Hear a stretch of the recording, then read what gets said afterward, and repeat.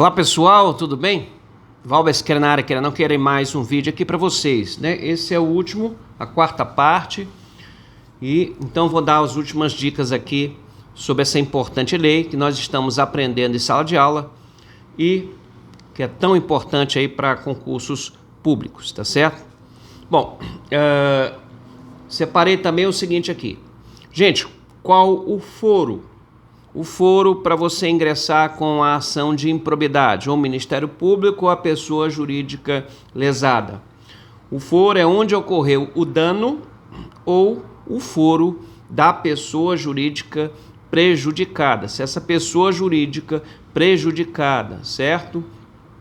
For, por exemplo, uma pessoa jurídica da administração federal, o foro é na Justiça Federal, certo? Se for, por exemplo, o Banco do Brasil, a gente sabe que o foro, no que diz respeito ao Banco do Brasil, a gente sabe que é na Justiça Estadual. Enfim, o foro é o local onde você ingressa com a ação.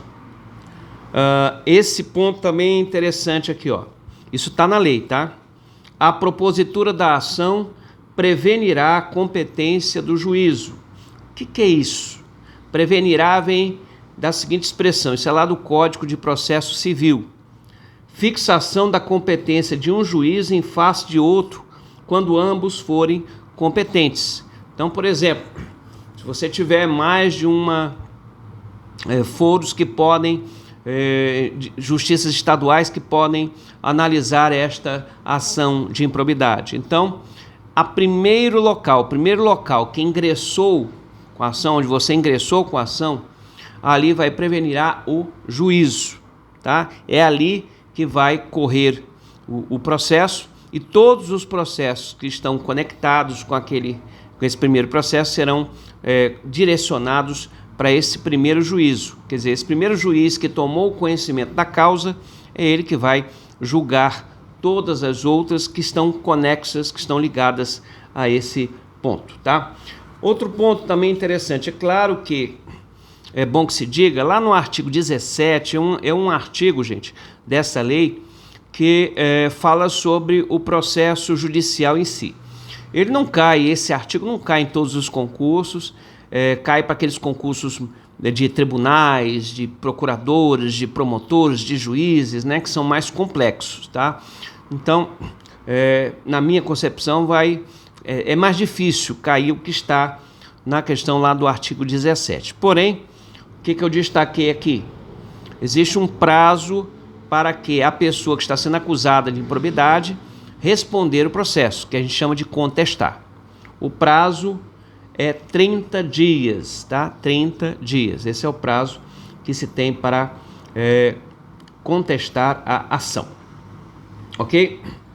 Deixa eu ver mais o que a gente pode colocar. Sim,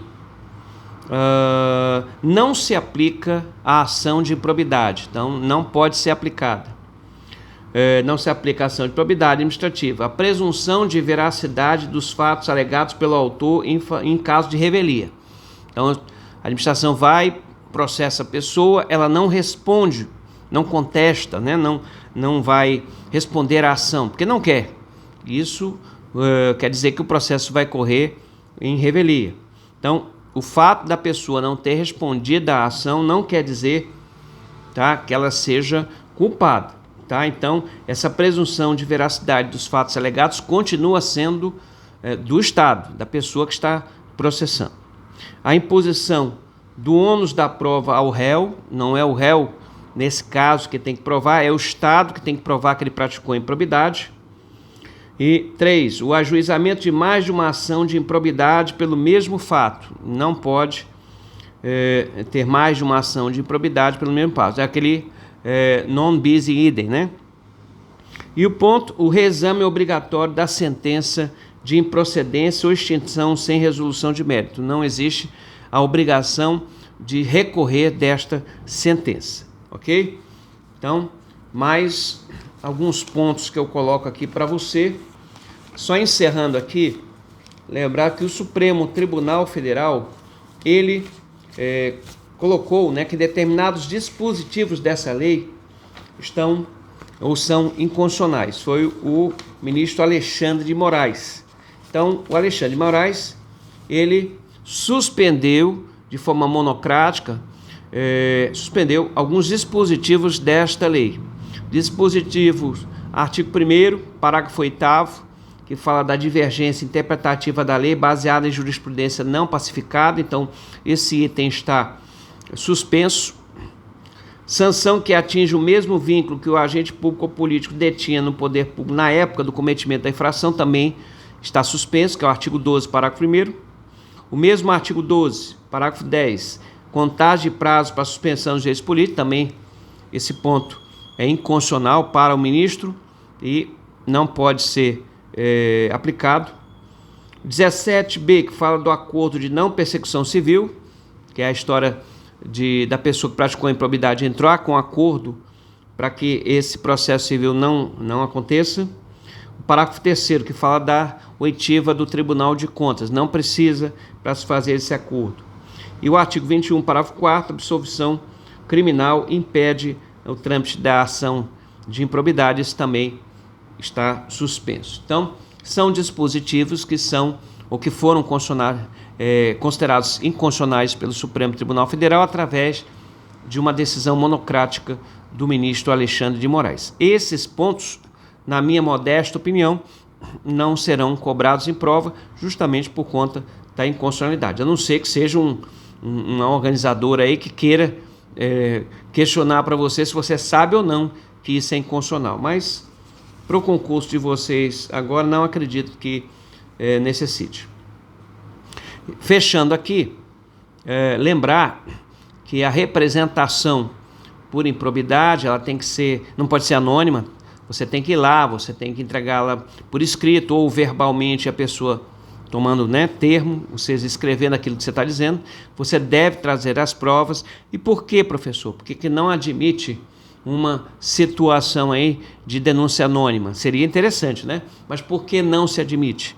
Porque você pode estar acusando uma pessoa sabendo inocente. E se você o fizer, tá bom? Olha que interessante.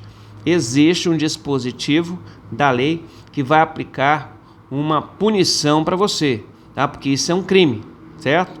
E tem inclusive na lei o que vai acontecer, quais são as consequências, né, desse crime, que é você acusar uma pessoa por improbidade sabendo inocente, tá bom? Além disso, além de ser um crime, você ainda estará sujeito a uma ação de perdas e danos, né?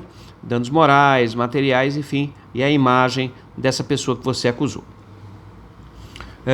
Por fim, o próprio Supremo Tribunal Federal, ele decidiu recentemente que essas mudanças que foram trazidas pela 14.230 não retroagem para as condenações, acho que eu já falei isso, né? Transitadas em julgado, situações já definitivas, não cabe isso. Para os casos que estão em andamento, vai ser analisado, né, o caso, se há o dolo ou não.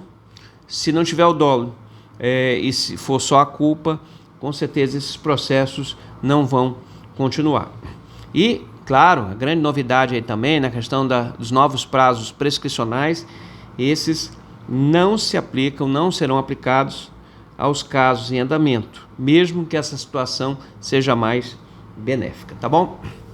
Bom, pessoal, então essas são as dicas sobre a lei de improbidade. Obviamente, né, tem a lei, é bom que você dê uma lidinha na lei, mas é uma complementação para vocês, né, que estão assistindo às aulas do professor, tá?